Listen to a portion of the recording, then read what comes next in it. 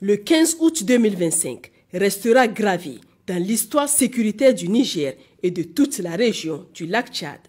Ce jour-là, les forces armées nigériennes, dans une opération chirurgicale d'une précision exemplaire, ont neutralisé le tristement célèbre Bakura, de son vrai nom Ibrahim Mahamadou, alias Abou Oumena, chef redouté de la secte Boko Haram sur l'île de Chilawa, dans la région de Difa.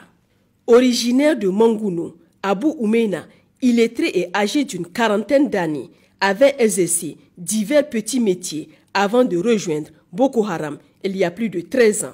Introduit par Abou Soumeya et Farouk, il fit ses premières armes lors de l'attaque de Baga où il servit une pièce de 12,7 mm, ce qui lui valut une promotion au rang de Mounzour.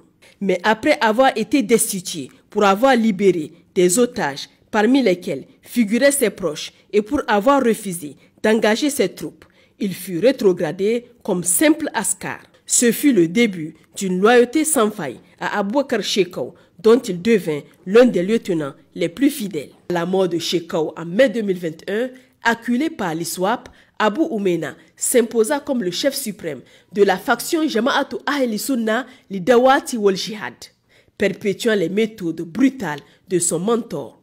Sous son commandement, la faction s'illustra par une violence extrême, enlèvement massif, dont la capture de plus de 300 élèves à Kuriga, au Nigeria, en mars 2024, attentats suicides contre des marchés, mosquées et rassemblements civils, attaques répétées contre les armées du Nigeria, du Niger, du Tchad et du Cameroun, ainsi que des conflits fratricides, meurtriers contre l'ISWAP pour le contrôle des territoires et des ressources. L'opération qui a conduit à sa neutralisation fut planifiée avec minutie.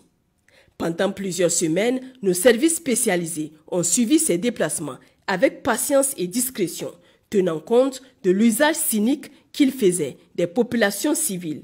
Très tôt dans la matinée du 15 août, après l'accord des plus hautes autorités, un avion de reconnaissance confirma les cibles et assura le suivi en temps réel avant qu'un autre aéronef de chasse de l'armée de l'air ne déclenche 3 frappes ciblées et successives sur les positions que Bakura avait l'habitude d'occuper à Chilawa. L'élimination de Bakura n'est pas seulement la fin d'un sanguinaire chef terroriste, mais aussi la chute de mercenaires au service de certaines puissances occidentales, ennemies de notre peuple, qui lui ont fourni logistique, protection et soutien dans l'ombre.